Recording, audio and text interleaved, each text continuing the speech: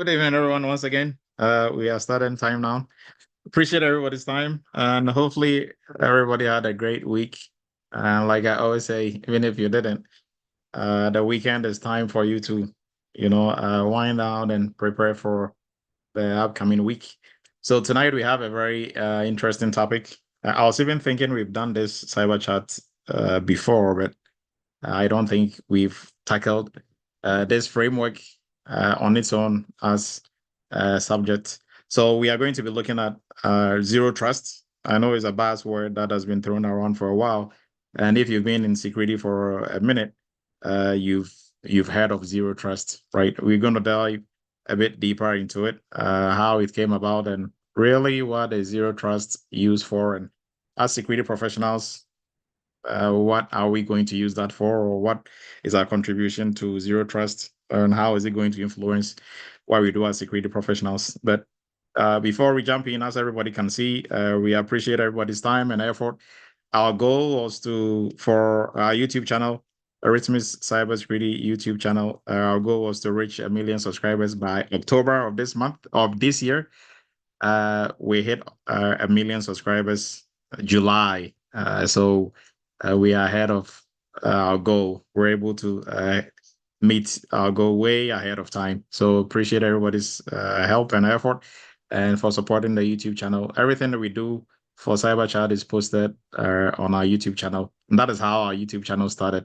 We're not even planning on subscribers or anything on YouTube. And we barely even manage it, right? But now we are going to take it more seriously, since we have more people to take care of on YouTube. So we appreciate everybody's help.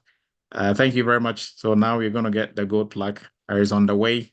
When we have it, we're going to show it, and show it to the whole entire Eretmis family. And also a big announcement tonight.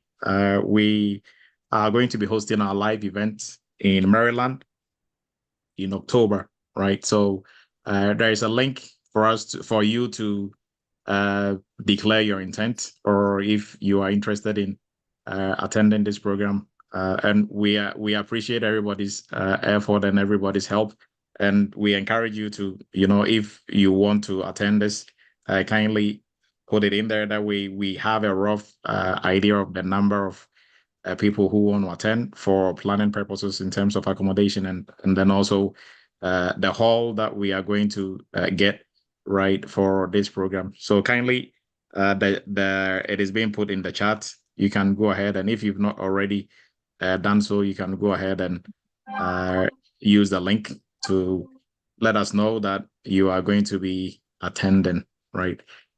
So with that being said, we are jumping into tonight's session. So we are going to be looking at zero trust as a framework, and then also zero trust architecture briefly.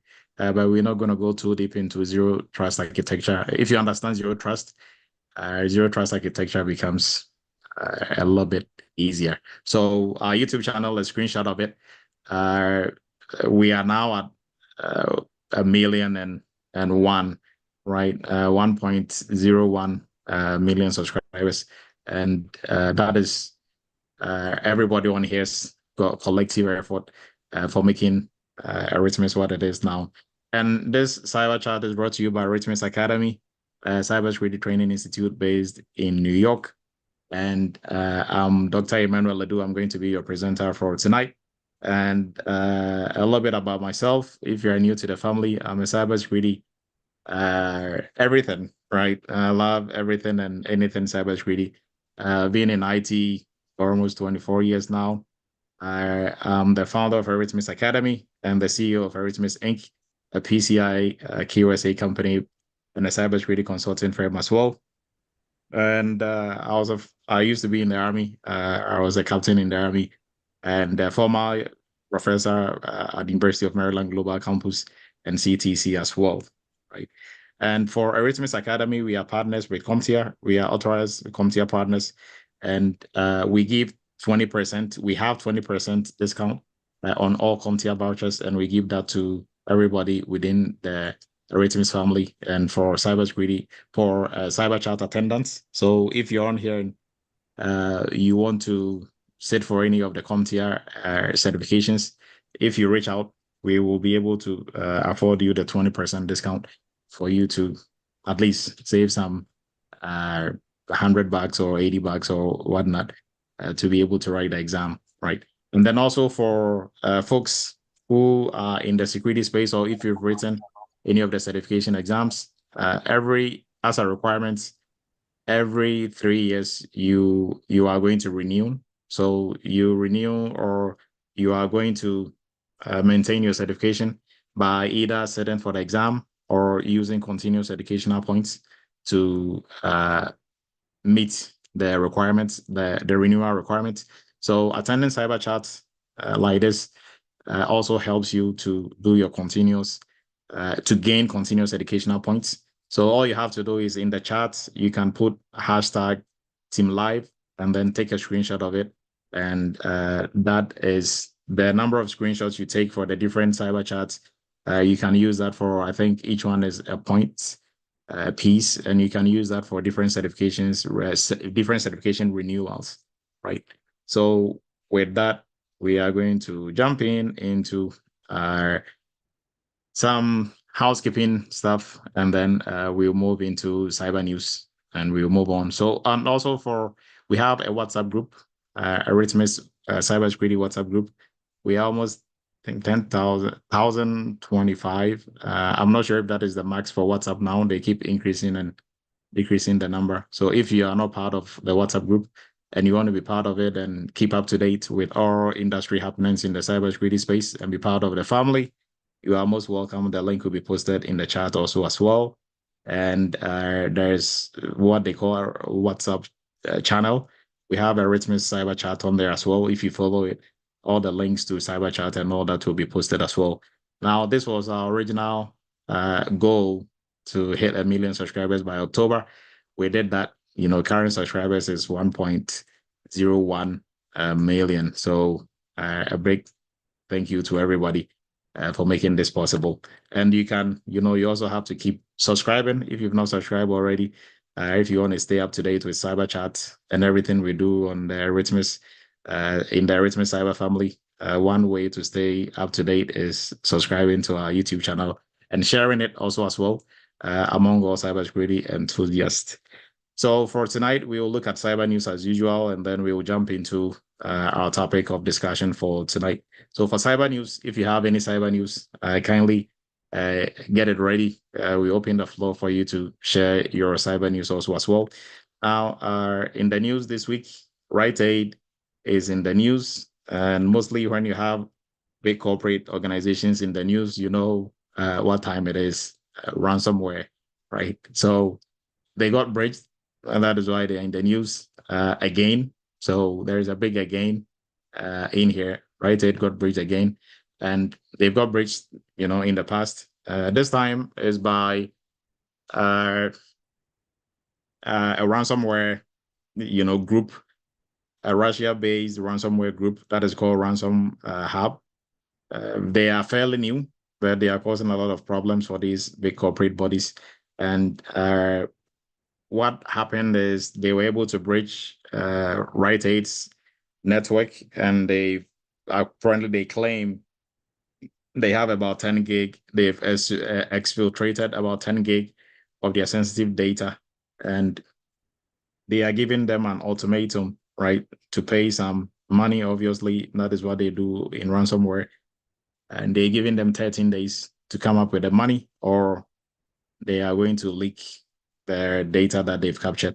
And sometimes, even when you pay the money, they're still going to leak it anyways. But, right, you never know, right? So, do you pay or you don't pay, or you pay and then they'll still let some of the information out, or so you are just playing with a bunch of criminals and you don't even know if they have any integrity, right? So, but for companies, the goal is to try not to find yourself in this, predicament in the first place, by making sure you have great or good security in place, and most especially you are focusing on your awareness training for the people aspect of the equation, because that is where ransomware attacks are very successful, right? Now they use phishing emails and the rest, and people will just click on it, and that is how they get onto your network. So that is for Rite Aid. And guess who else is in the news? And guess what they are in the news for? AT&T. Same thing. They also got breached, right? And the attackers, this time around, I mean, for the information about them, it's not that we don't have concrete information as to the ultimatum that has been given to Rite Aid. For them, they've also been breached. And, it was through a third party cloud platform that they are using. So the third party cloud platform got breached. And then through that, attackers were able to get their hands on customers' information for AT&T customers. So this happened. So on April 2024, they just realized all this information, like they're compromised. Now they are working on it. So they are yet to announce or inform all affected parties, but then they've reported to the U.S. Securities and Exchange Commission, because there is that obligation of you reporting to whichever industry or whichever government agency is directly in charge of you, and also to law enforcement. Either than that, some people might go to jail, right? So unfortunately, these two breaches were what made cyber news for this week. Now, we're going to open the floor. If you have any cyber news that is worth noting, kindly let us know. So raise your virtual hand and we'll give you the floor, at least 2 or 3, and then we are going to move on. So there's a lot of Team Lives in here. Yes, great. Thank you, Team Live, and then also some shout outs in here that we are going to look at later. So any cyber news for tonight before we move on? Renee, please go ahead. Yes, I knew Renee will have one. Hello. Well, this happened close to home. My husband's bank account was hacked, and you'll never guess where it got hacked from. England. Wow. But they didn't get any money. They were Okay. attempting, and the bank notified my husband to let him know that someone was trying to access, and they knew that he wasn't in England. So it was interesting. So now they had to stop everything, and now they got to reissue only his bank card. Oh, okay. Yeah. Well, So that was yeah. great. The bank was able to catch that. So the Yep. attackers were trying to log into his They were online trying to use his platform. account. They were Oh, trying to use his. I don't know how they got his bank card number, hmm. but that was the only thing that was impacted. So they just blocked everything, and then they just said they would issue a new card to him. But other than that, they were not able to get any money from his account. Oh, okay, great. Good Yeah. news. I mean, good. They couldn't get their hands on anything, but Yep. yeah.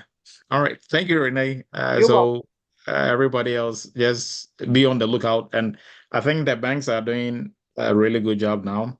I remember during COVID time where, most of the states were giving free food and free this and sending you food at home, and everybody was in the free mood. I have a friend of a friend, right? There was this link that was being circulated around that Walmart was giving free food, and people were just, like you click on the link, it will ask you for your information and details. Just like how it was happening at that time. You fill all your details and your address, and one of a friend's friend, right, he had the link, he was filling it out. It was like 4 pages. He filled 2 pages, and his bank called him. He almost didn't pick the call because it was disturbing him. He was filling his forms to get free food from Walmart, which he didn't need in the first place. I don't know for what reason. And the bank called him, he picked, and they were like, "Hi, Mr. Let's say John, Mr. John, why are you trying to close your checking and your savings account?"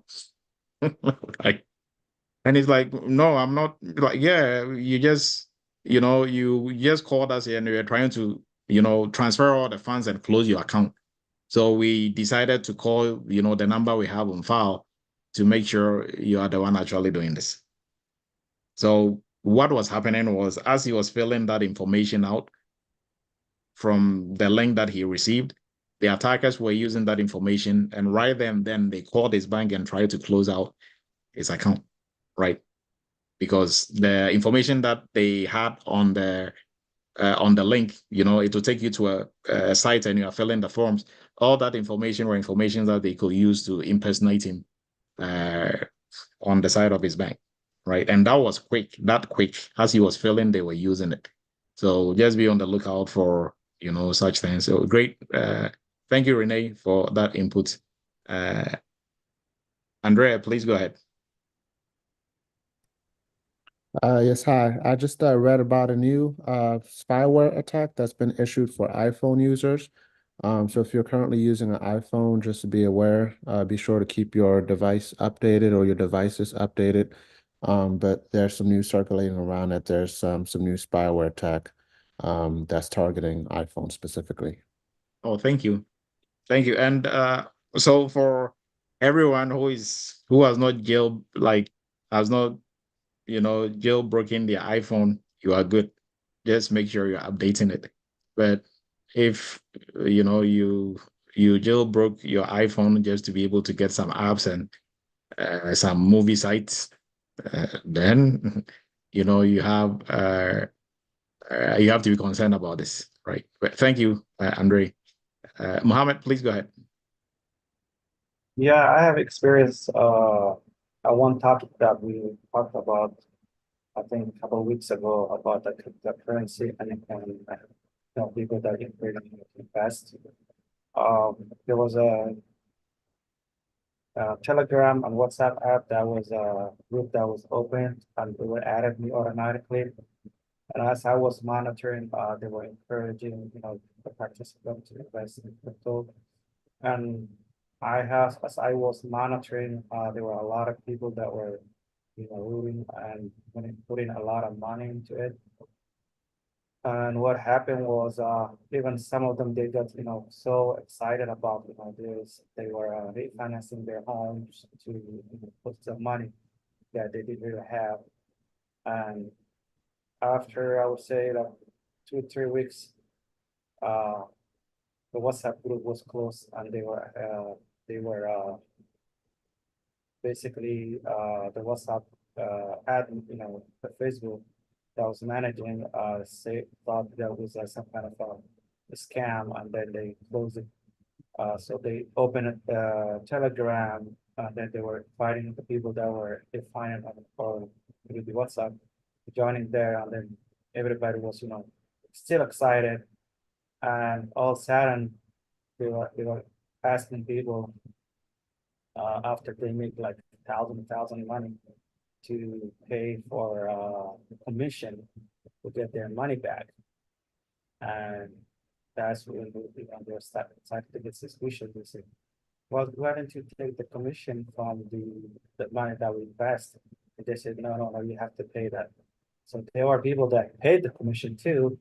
And after they paid the commission, and then they asked to pay taxes. So, and all of a sudden if you don't pay, they just take you off from their group.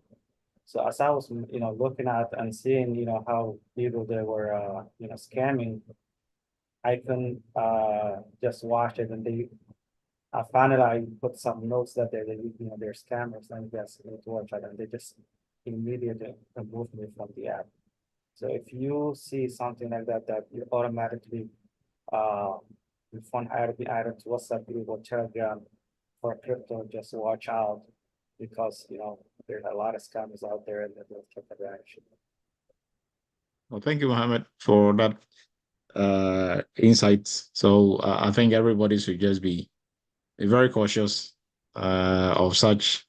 Mostly, I think we were looking at some statistics, some cyber chats ago, I think almost a month ago, and like when it comes to these types of attacks, the ones that were very successful were similar to this crypto investments and the rest, and because that is where they were able to kind of take you on a path that you are not normally familiar with, right? We will do this and that, do that, and these blockchains do. So things that you don't really kind of understand, and that is how they are going to get you, right? So if you want to invest, mainstream investment is there.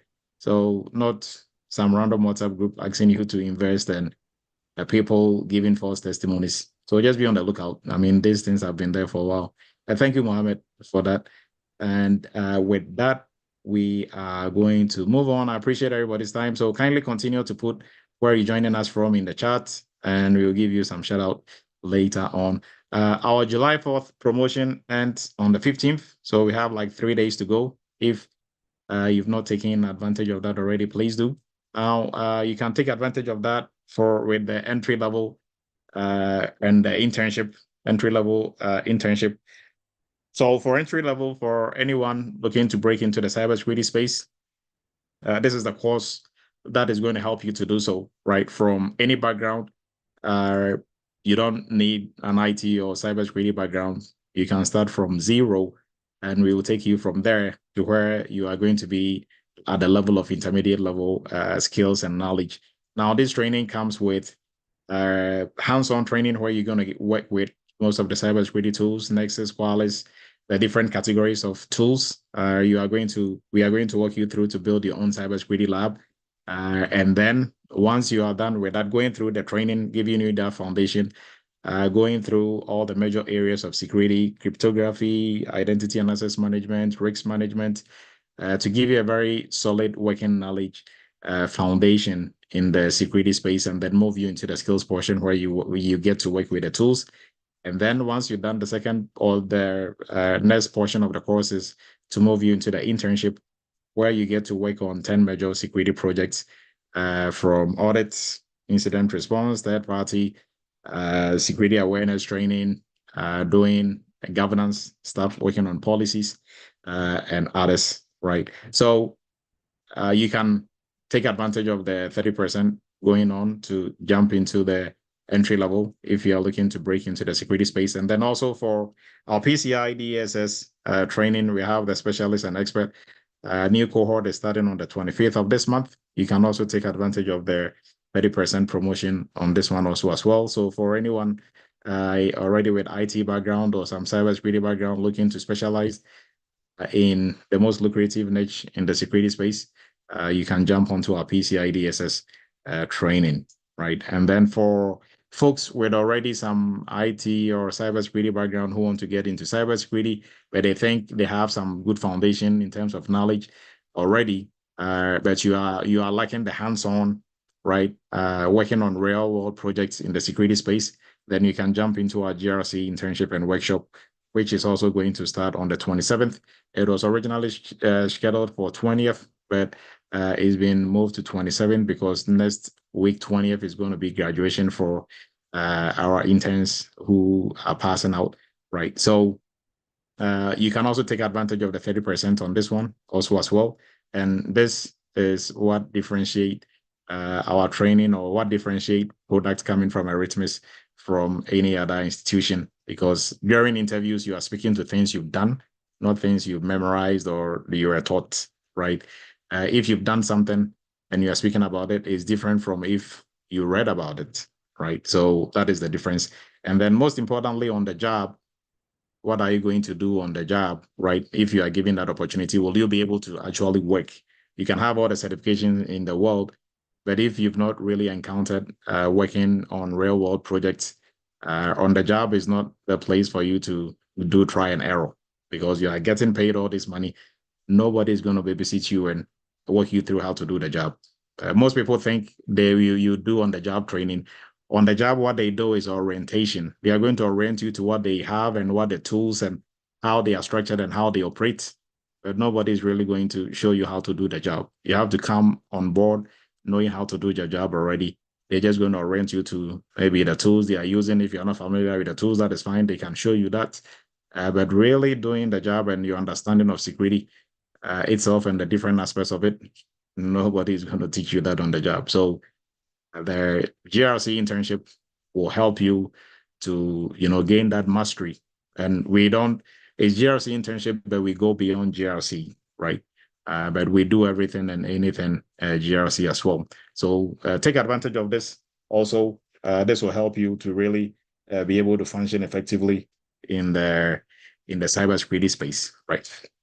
So our big for our folks with entrepreneurial aspirations, if you want to set up a cybersecurity business in the near future, our cybersecurity business owner training is, what you have to jump into, right? This training is going to help walk you through how to build a cybersecurity company from scratch. So not just walk you through, but by the end of this training, you have your company ready, set up to go with everything that you need. And when we are done, you're also going to be ready with a customer, right? A paid or unpaid customer, at least, but you have all the structures, everything in place. And at least you would have gained 1 or 2 customers before we wrap up this program.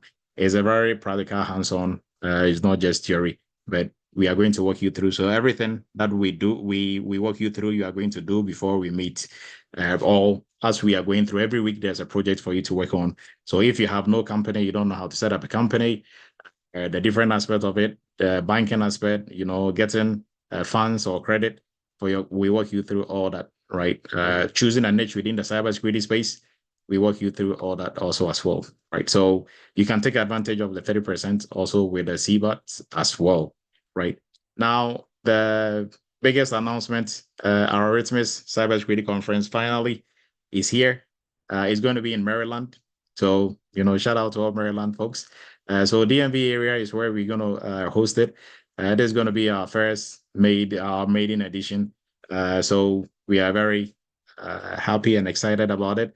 And we hope everybody, is going to be attending, and, we're going to see everybody in person. And also, one biggest item on here is that on this week, Cyber Chat is going to be in person, right? So that is going to be very exciting.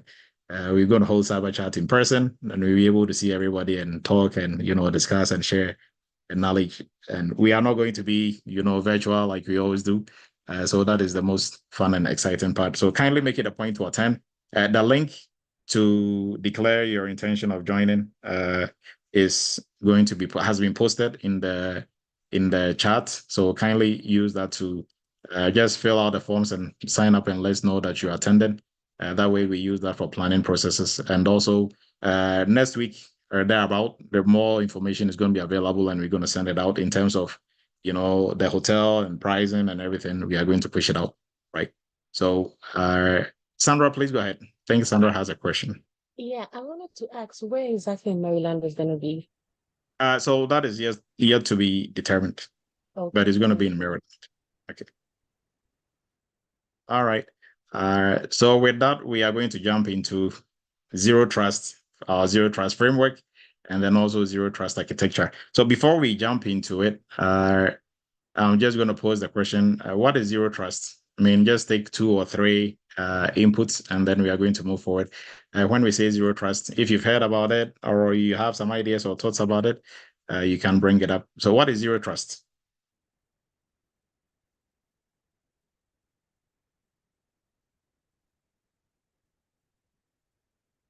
Anyone? For $5, zero trust. If you can take the words I know, I can say it. You call okay, so money, nobody Dr. knew That was a until mistake. $5 was up for grabs. Okay, so kindly go ahead, but kidding. please raise your virtual hand. That way we don't talk over each other. Yes. All right, sorry about that. So it's a security module that requires strict identity verification and authentication for both device and users within and outside the perimeter of the network. So nothing is trusted. So trust nothing, verify everything. Okay, great. Thank you. So like the names suggest, zero trust. Mike, please go ahead.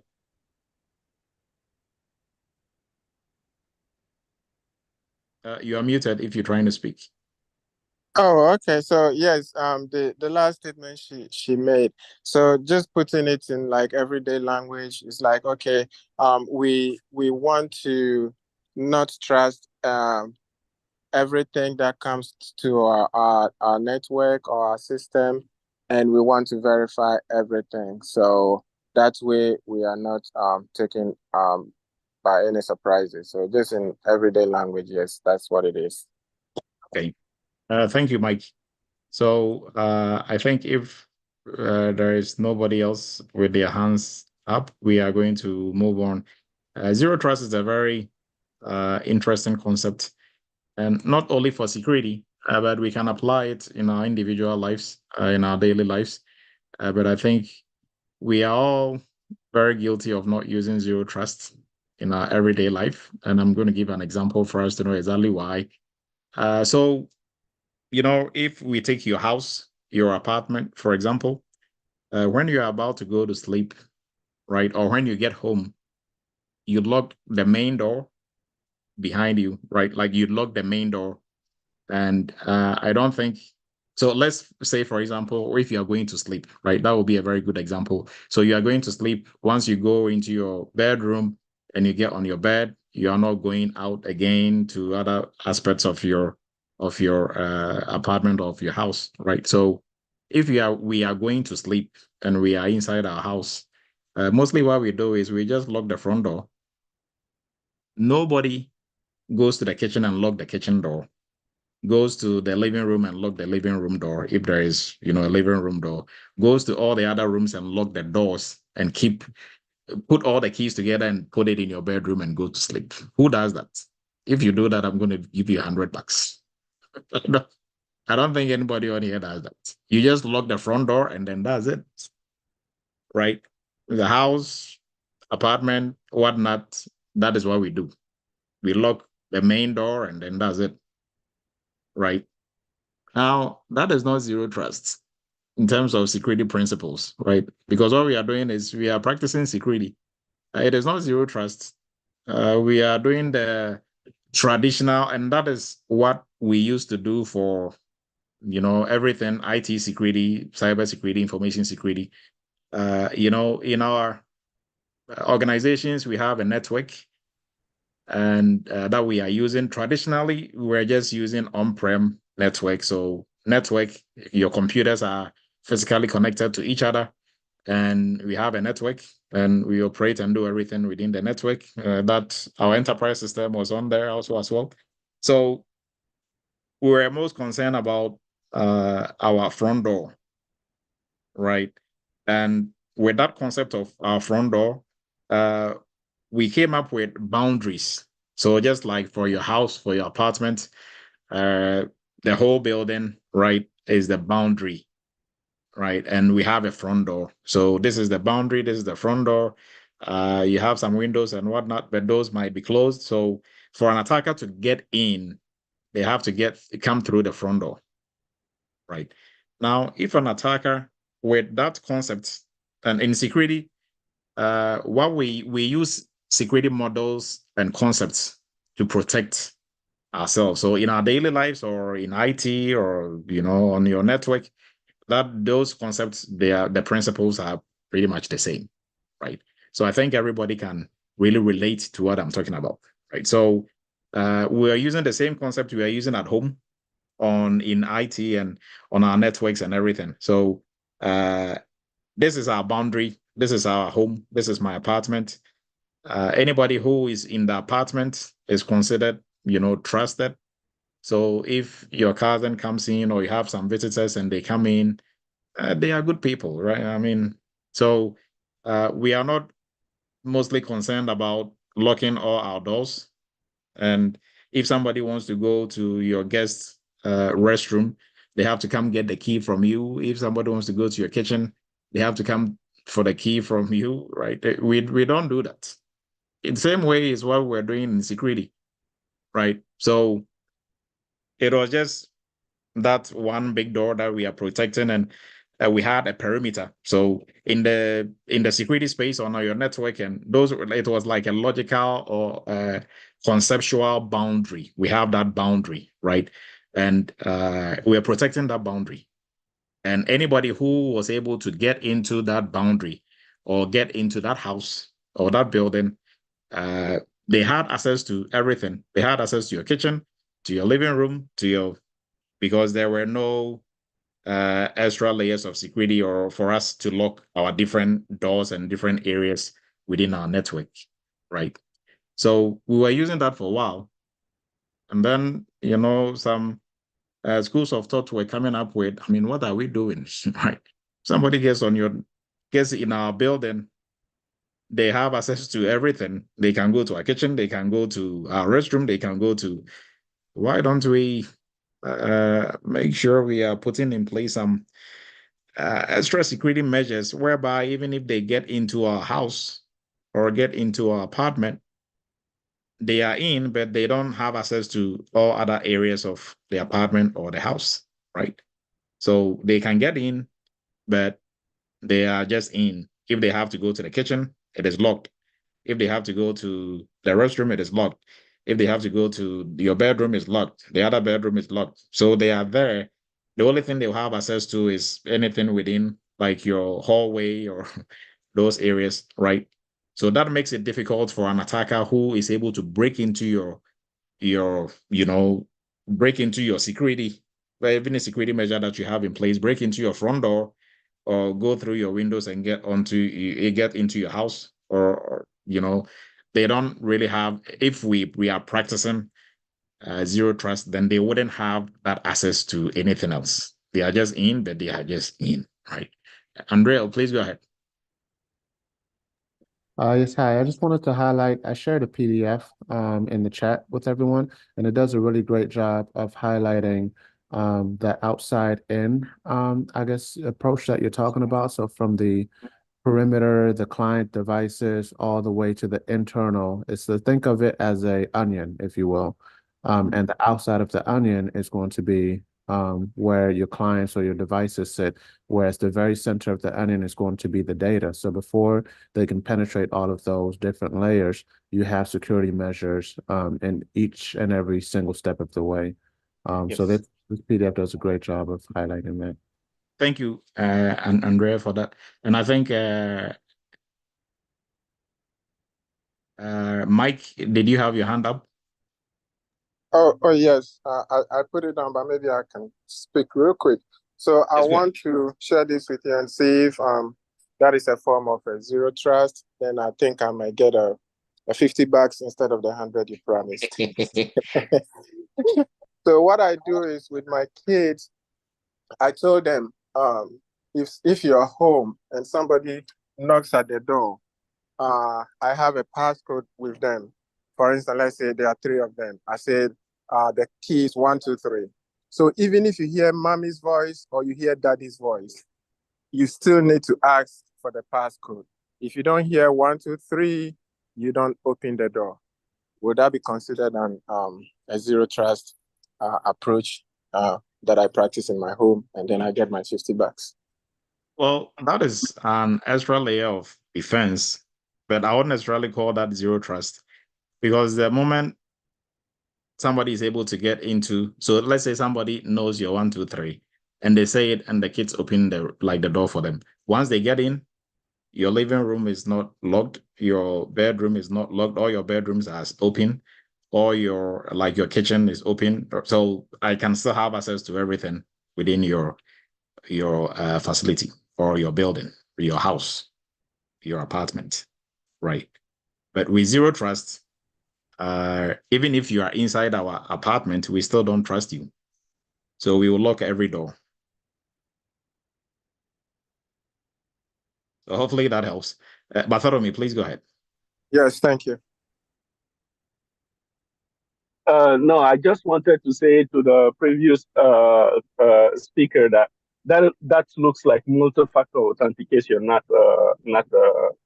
zero trust. Multi-factor Yes. More like authentication. two-factor. Yeah. Yeah, it is 2-factor. Yes. All right. Thank you, Bartholomew. And thank you, everyone, for making the discussion very interesting. So we are going to look at some, diagrams and some concepts, some security defense concepts that we had prior to zero trust. And I think I spoke a little bit extensively about that. So we had what we call the perimeter defense, right? So network perimeter defense. And this is an example. So we have our internet on the left side, and this is supposed to be your local area network with your firewall defending traffic coming in, inspecting and making sure we are allowing only good traffic to come onto our local area network. And, this is a very simple setup. So before Zero Trust, the idea was that anything that was allowed in this perimeter, any traffic, anybody, any person that was allowed in here was considered to be good. So just like in your house, if they are allowed to come through the front door and they are inside your apartment or in your house, then they can easily go. We're not actively trying to protect every single endpoint or device or every single room, right? So once they are in, maybe they came in. So Dr. Edu just showed up to your house. Hey, I was passing by and I wanted to say hi, and like you allow me in. We share a drink or two, and maybe you are like, okay, I want to pick something from my bedroom. So as you are going to your bedroom, I can sneak into your kitchen and maybe pick another bottle of champagne and hide it in my coat, right? And I'm able to do that because your kitchen is not locked, right? So I can sneak into any other area of your house and do anything, and you wouldn't even know, right? So, and with that, I'm getting to the point of it wasn't only people it wasn't only people who are coming from the outside that we should worry about, right? We have insider threats as well. So if somebody used to work within our local area network, right? There are workers who are working in the corporate network, and they can also decide to do some malicious, activities if probably they are disgruntled or they want to do it for monetary purposes or for something, any reason. They can do something bad, but if we are locking every single device and they have to get permission to explicit permission to be able to get onto any part of the network, then there is very little that they can do and they can cause less harm, right? So this is one of the concepts that we were using. And now, like similar also here, mostly we're concerned about this is the perimeter, our conceptual perimeter. So this is your security perimeter, and you have your endpoint. And if an attacker got on your network, they were able to breach your perimeter for some reason, right? Or even if they worked inside your perimeter, they could do lateral movement. So it's like if I got onto into your house or into your apartment, I can move from your kitchen to your bedroom I can just move anyhow I want, right? So lateral movement were not really restricted, and they could also exfiltrate. I can take information out, from I can take information, I can take data or devices out also as well, right? So these were all some of the concepts that we still when we talk about zero trust, we are going to get more into it, but it's not just one concept. Is for us to be able to even execute and practice zero trust, we need to stack up different principles and concepts to be able to pull it off, right? This is also network segmentation, one of the ways that we were using to protect our networks as well, right? So network segmentation is where we break the whole entire network into little chunks, or bigger chunks, where we manage and monitor what goes on in each little mini network. And that was also a way of us practicing security. We still use network segmentation because it's still very effective, right? And this is also another follow-up on network segmentation as well. So we have two segments. We use firewalls to set up to help us set up our segmentations as well, together with other network security controls systems, right? And then micro segmentations within your segmentation. You can also do a segmentation within your segmentation. So many segmentations within your segmentation. All these were principles that we used and we still use. right? Now let's look at, for an example, or comparing zero trust and our perimeter-based security principles or concepts, right? For zero trust, for our perimeter-based, we have the security perimeter, right? With zero trust, we don't really consider anything to be a security perimeter, right? Everything is in play. And like the name suggests, we don't really trust anybody, so we put in place security controls on every single item. So on our mobile devices, applications, on how people are able to access our systems remotely, in the cloud, either purely cloud or hybrid, personal devices, and even vendors and contractors who have access to our systems. We have how we deal with them within the zero trust space, right? So, and then also VPN are also some of the concepts that we use. We still use VPN, and now, not to say that what we were using previously in terms of security concepts were not good. They are good, but zero trust now even made it better, right? Because those same principles are stuck up on each other to help us to pull off zero trust or to execute zero trust effectively. So VPNs are also a secured way, a way that we use to secure our networks as well, right? And this is also a follow-up on some setup for VPNs. So just some more fancy pictures on the different concepts that we used to use. Now, what is zero trust? We're going to look at the book definition of zero trust, right? We looked at that from the grandpa style, defining it and making it very simple, everyday life. But from the book or from academia standpoint, zero trust, and looking at it from a technical standpoint, is evolving set of cybersecurity principles and concepts or paradigms. Paradigms is how we perceive or how we look at stuff, right? So this kind of mindset in security moved us from the static network-based perimeter, way of defending to focusing on users, assets, and resources. So we are now picking or defending individual items within the network.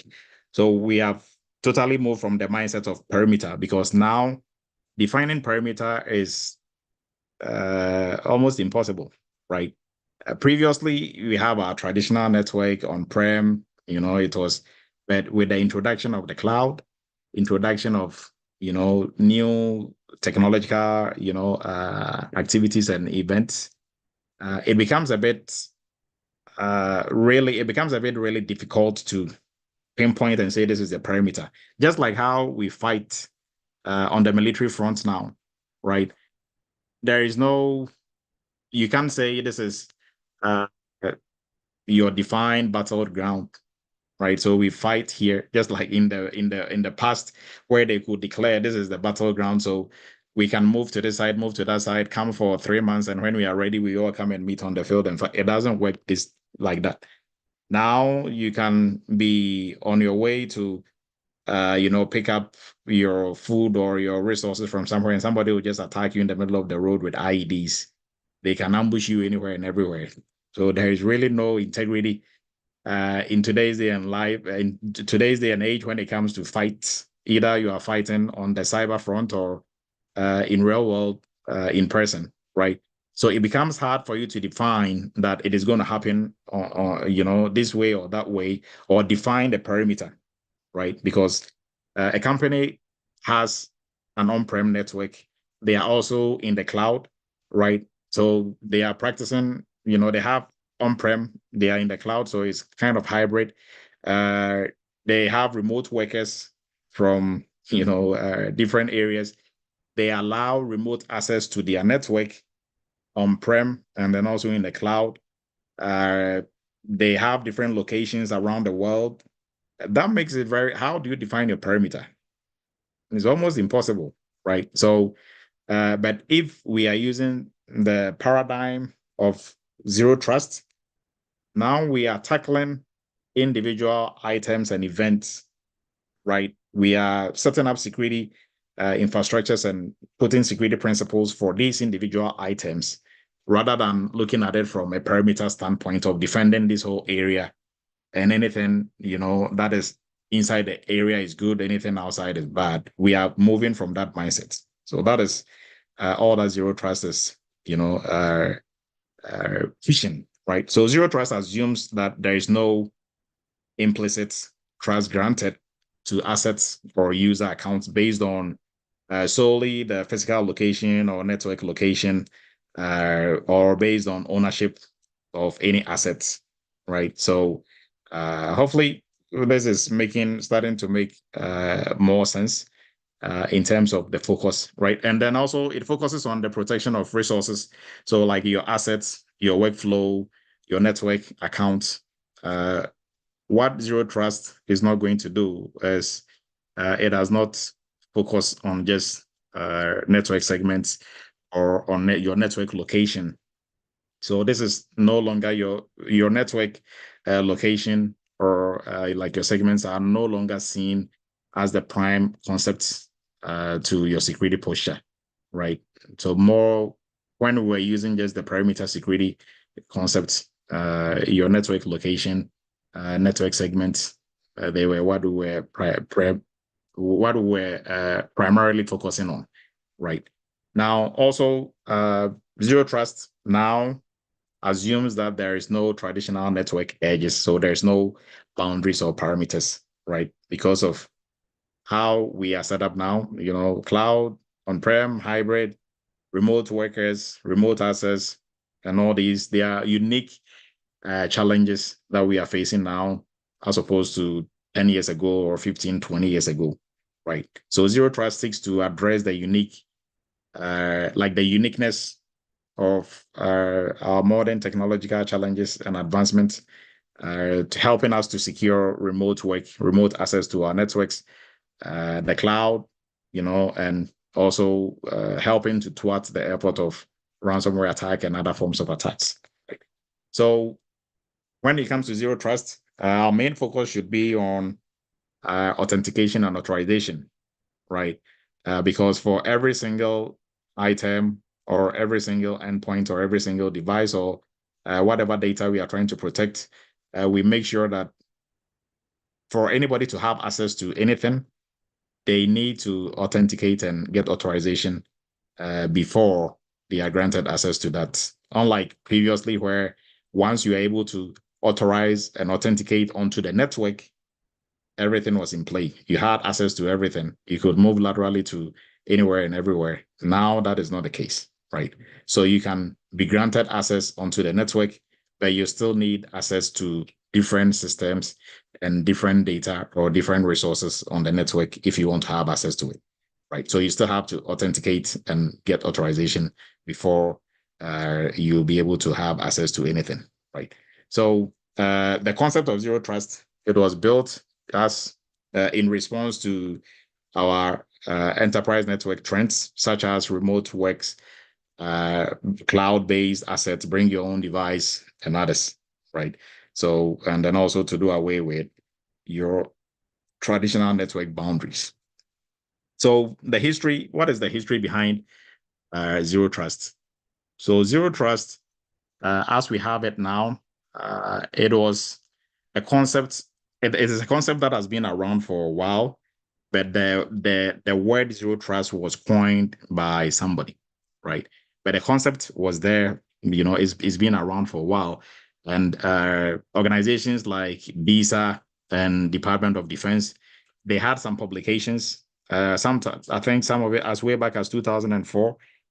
They were, toying with these ideas, but nobody really came up with that word, zero trust, right? So they came up with publications where they were concerned about why we were the perimeter security approach.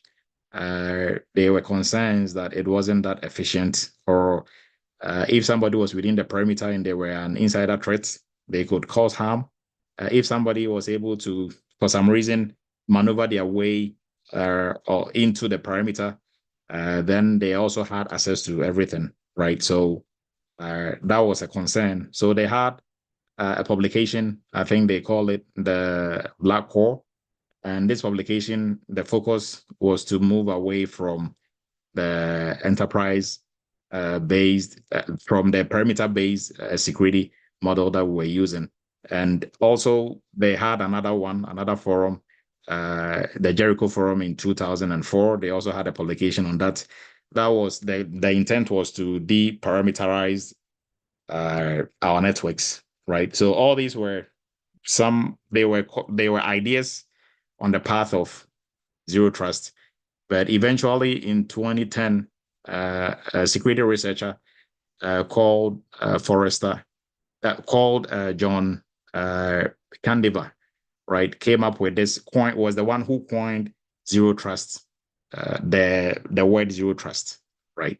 So, and the concept zero trust, which the concept itself was being toyed around and played around, but he's the one who really solidified it and gave it a name, zero trust. And he was part of the Forrester research, right? So now the word zero trust that we have came from Mr. John, right? And he came up with this based on everything that we've talked about, right? With cloud computing, becoming now everything that becoming like the base for everything that we do now. And we are shifting gradually from on-prem, although on-prem networks are going to be still around, but most in the next 10 years, everything is probably just going to move into the cloud. Mobile, usage, mobile devices and all that and other technological advancements informed zero trust. So the concept itself, the word itself, zero trust, was coined by John Candiver, right? Now, before zero trust, what did we have? We kind of talked about almost all of it. Perimeter defense, VPNs, networks, segmentation, endpoint security, role-based access control. All these were some of the security concepts and principles that we used to help keep our network safe. But now for zero trust, what are the key principles or the core principles of zero trust that makes it what it is to help us to really defend our network? So verify explicitly. So we have to always authenticate and authorize based on all available data points, including user identity, location, device health, and service or workload. So like Renee was talking about how her husband's bank was able to thwart the effort of some malicious actors who were trying to get access to his bank account. They used the location, right, as one of their data points. So they know you are based in the United States. You don't frequently travel or you don't go to the UK. So if somebody is trying to access your account from the UK, then that is a red flag, right? So that falls under the verify explicitly. So the authentication and authorization, the location as a data point was what helped to thwart that effort. So now the next principle is use least privilege access. So the principle of least privilege is also being used here. And what is the principle of least privilege? Anybody want to chime in? Who can walk us through in a very simple and grandpa's style? What is the principle of least privilege?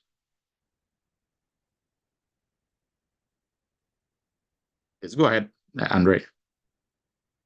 You only give people what they need, no more and no less. So basically start from the bottom, give them the least amount of privilege necessary, and then slowly over time add more. Okay, great. Thank you, Andre. Emmanuel, please go ahead. I thought, okay, thank you. I thought I just said it all. Yeah, least principle of least privilege, granting access, as in, we call it need to know just what they need to do their business or to do their job and nothing more. Okay. Yeah. And with that, we also have something we call privilege creep. If anybody wants to chime in on that also, Nibichi, please go ahead. So if you can also Looks add like- privilege creep to it, what is Okay, privilege sure. creep? So least privilege is just getting the kind of permissions, the level of permissions that match your job description, what you need to perform your job well. And that's from NIST. That can be tracked to NIST 853 AC6. Just, extra information. And then privilege Okay. creep is just, I don't know if it's the same as privilege escalation, maybe laterally or vertically, whichever way, but it's just giving yourself more access than you are supposed to have according to what the admin or whoever owns the system you're on thinks you should have to perform your job. Okay. Okay. Mr. Harvey, please go ahead. Thank you. In relation to privilege creep, if you will, say someone's granted access and then for a period of time, if they don't need it any longer, the access should be removed. Hence, if they don't need it any longer, just reduce it back. Okay. Thank you. Thank you. Right on the money. Jamal, please go ahead. Yeah, good evening, Dr. Duke. Yeah, I was pretty much going to piggyback on what he said. Sometimes someone would leave a position and they no longer need access to that particular department, but they don't take them off of, they don't revoke the access. So they wind up having access to different areas that they don't currently need anymore. So I think that's privilege creep. Yes. Yes. Thank you. And reason why I brought that up is, mostly when we talk about principle of least privilege, what principle of least privilege seeks to do is to help avoid privilege creep. And then also help avoid so privilege creep, accumulating different privileges over time that you don't need. But sometimes admins, they get too comfortable and they get a bit complacent and a bit lazy. So Randall gets to a company, he's going to work in finance, right? And even in finance, he's like a financial specialist, or if there is any role like that. So, but then instead of just giving him access to that role, I just grant him access to, like all access to everything finance, because I don't want him to come back later on when he's been promoted to the manager of finance, and then I have to go through and give him more access. I just give him one big access and that's it. And sometimes when I'm buddy with him, I even think I make it look like I'm doing him a favor. I'm granting you more access, so he's cool, right? I mean, we are friends. But for security, that is a big no-no, right? You only need access to what you need to be able to function. The level of access you need is the least that you need that will be able to make you do your work effectively. Nothing more, nothing less, like Andrea said, right? So nothing more, nothing less. If you are the financial manager, or you are the HR, and you are the senior HR, we give you senior HR access. You are not going to have access to the finance folder because you don't work in finance, right? Even within HR, if your level is not to the point where you have to access everything HR, we just limit your access, right? So if we do that, then people are not able to do, bad stuff. And then also, if we don't even focus on people within the company for malicious actions, when somebody is able to break into is able to breach a network, and when you breach into a network, you breach into somebody's device before you be able to get. So the device, breaching into your device, you are on the network, right? So if I breach Jamal's, endpoint, and that granted me access to the network, I automatically assume the privileges of the system I'm able to breach, or that I use to breach the network, right? So if that end user has more privileges than they need, then that is a problem. So if I'm able to breach a normal user, then I'm limited to what I can do on the network. But if the normal user was granted an admin access, then that makes my life easier, because now I have more access. I can move, easily on the network. So that is, and then also for somebody for internal malicious actors, so insider threats, if they have the less access they have, the less they can do, right? So, and also for privilege creep, if I used to work in admin and now I've been moved into the security team, they have to take my admin privileges because if they don't, I'm carrying that along. So if now I move from admin to HR, I assume HR privileges also. So I have network access to all HR systems and data. Now they move me into IT. I become the IT manager. I am assuming the IT manager privileges as well. They move me into finance. I'm assuming the finance. So if I work in the company for 20 years, or even less, I'll have access to everything and anything, right? And it doesn't work that way. So even if you're a CEO to the company, it doesn't mean you're going to have access to everything within the company in terms of, systems and data. What you need to do your CEO job is what is going to be granted to you, right? Nothing more, nothing less. So the last principle here is assume breach. So minimize the blast radius and segment access. So we are assuming a breach is possible or breach might be happening anytime soon. So we verify end-to-end encryption and use analytics to get visibility, drive threat detection, and also improve defense, right? So these are the three main core principles of zero trust. And to be able to implement this, we go into other areas of security and use some of these old concepts and principles that we were using previously as well to help us to pull this off, right? So this is an AI-generated picture of our perimeter security and also our zero trust. So I don't know if they were trying to be fancy on here, but I think the perimeter was, I don't know how they spelled this, but this is a pretty cool AI picture. And this was just, hey, AI, give us a castle concept of perimeter security and zero trust. And this is what they gave us.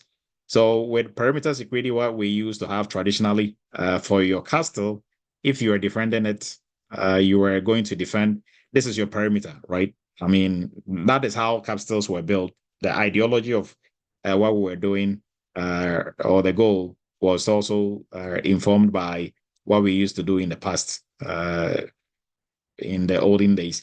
So this is the perimeter, right? You cannot breach it. You have to go through here, or I mean, good luck trying to go through any of these walls.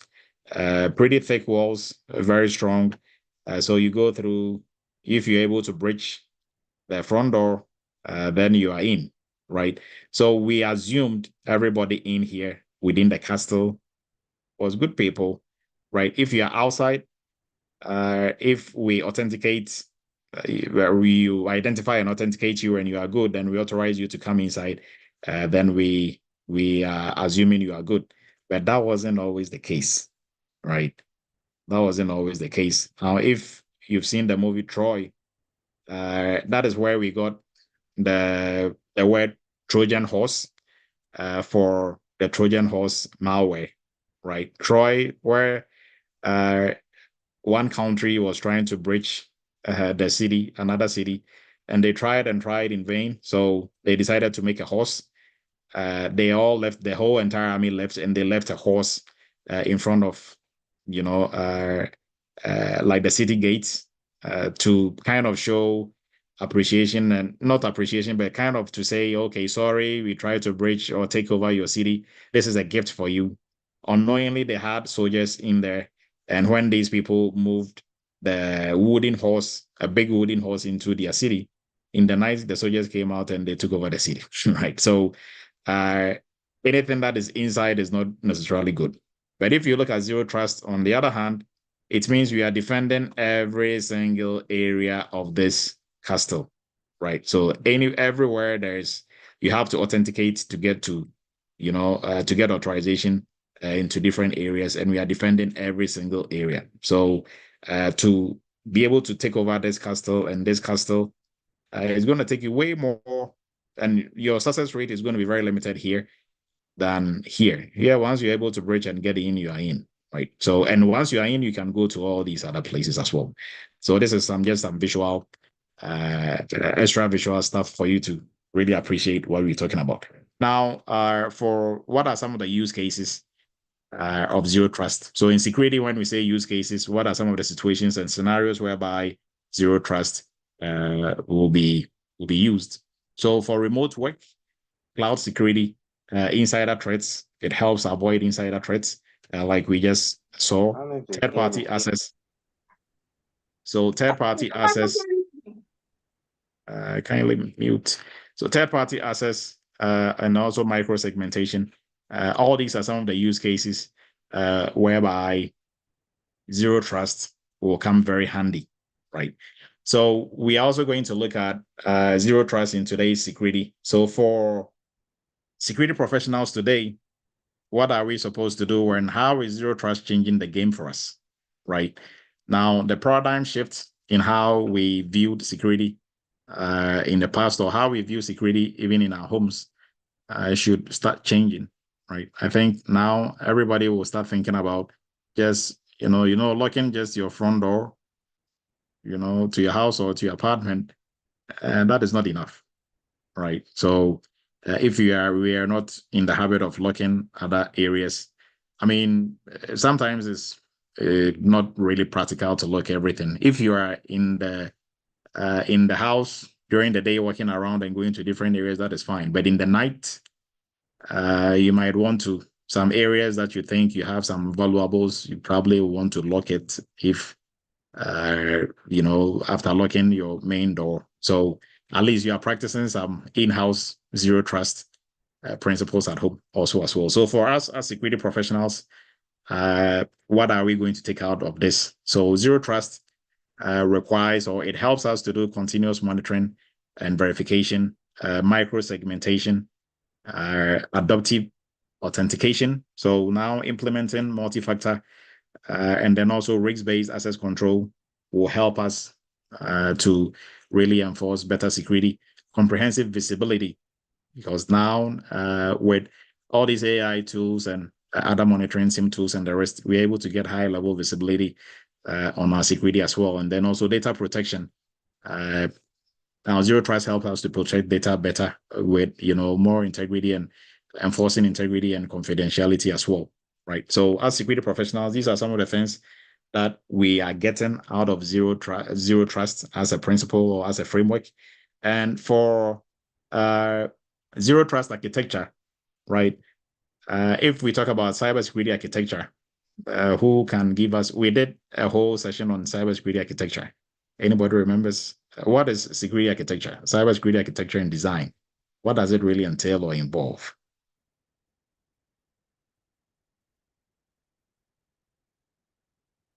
Anyone?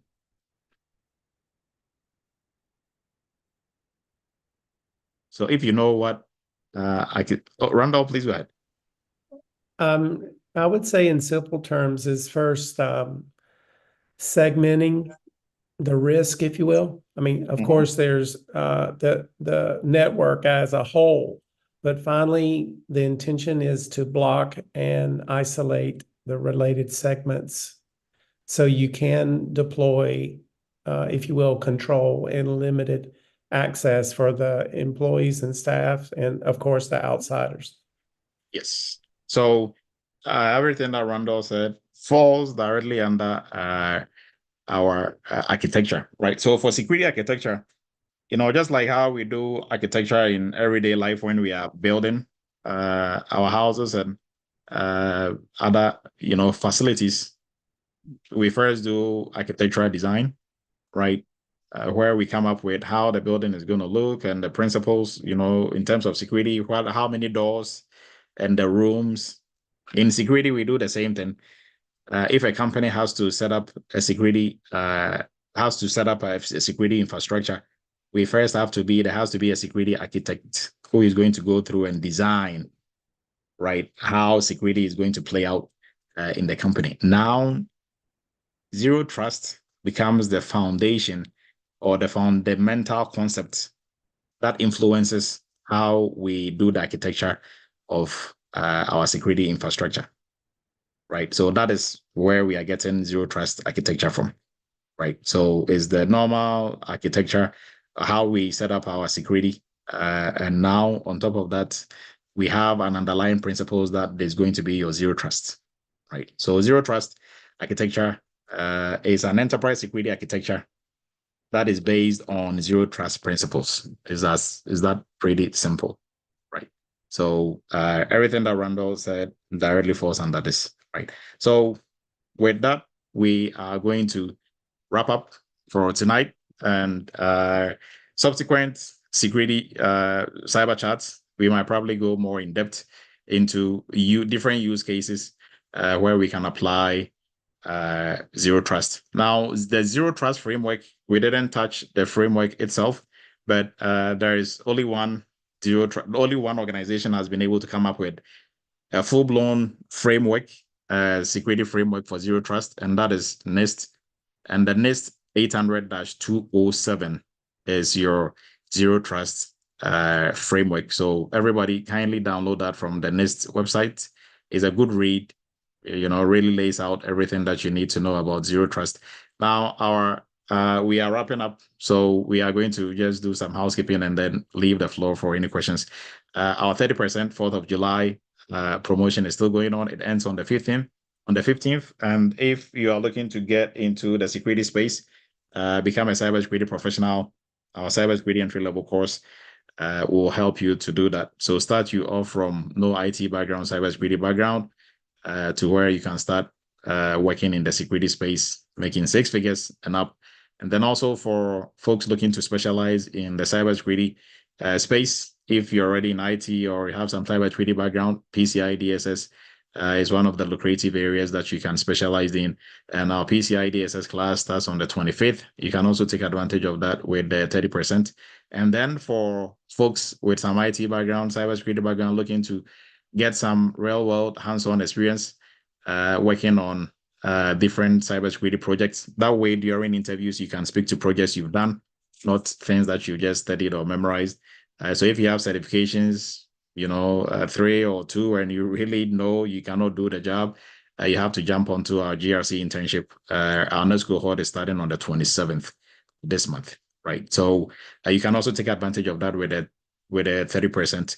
And then for our business owners, if you want to set up shop, if you're a cybersecurity professional now, you should look at your in the very near future, you can also set up shop in the cybersecurity space, right? And we give you everything that you need to be a very successful cybersecurity company. So if you want to jump onto this course also as well, you don't have to wait till when you want to set up your company.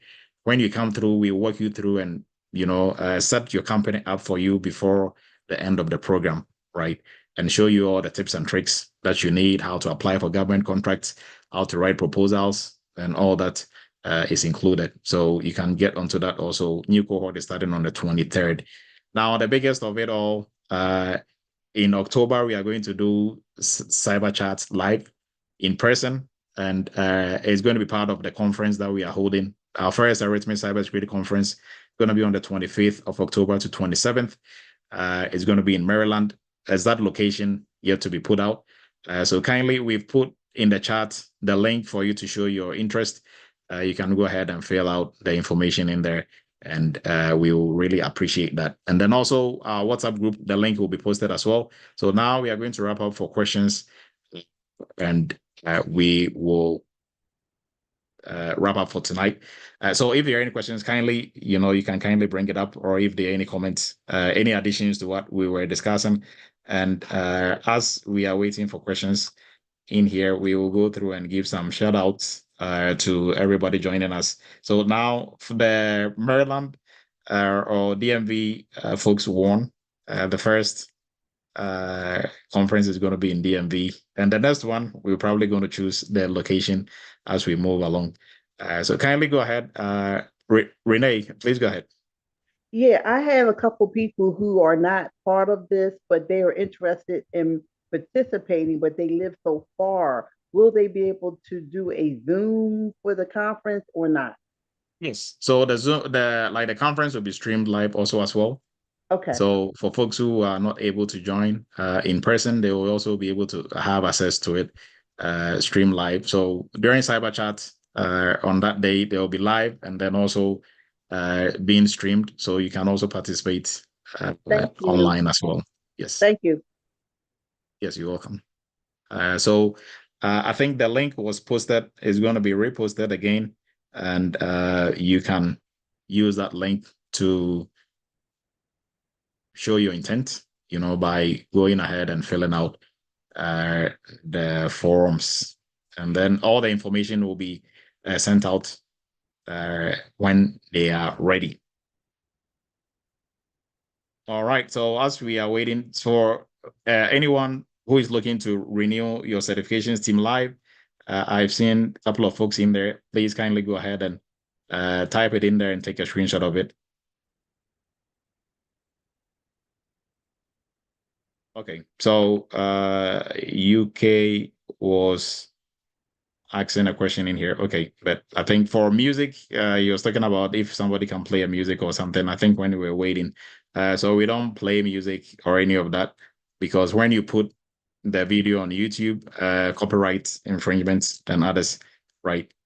So the only copyright is going to be our own voices on here, which nobody can claim, right? So Brian is joining us from Dallas, Texas, Andy from Chicago, Michael from Vancouver, Canada, Michael Knox from LA, and Isaiah from Newark, New Jersey, Mohammed, Minnesota, Henry Dallas, and we have Andrew from MA Pittsfield, and Olua all joining us from Nigeria. Thank you. I think it's like almost 2 a.m. or 3 a.m. in Nigeria. Thanks. Thomas from Texas, and Alem from Maryland, Peter, Nashville, George, Illinois, Natalie, Ohio, Huyen, Dallas, Texas. We have Kweku from Columbus, Ohio, Cleveland, AC, Cleveland, David, Connecticut, Henry, Dallas, New York, Bright from New York, and the list goes on. I think, okay, Nibichi, Maryland. Oh, Nibichi was asking which city in Maryland. Okay, so we appreciate everybody's time for tonight. If there are any questions, kindly bring it up. If not, we will wrap up here shortly.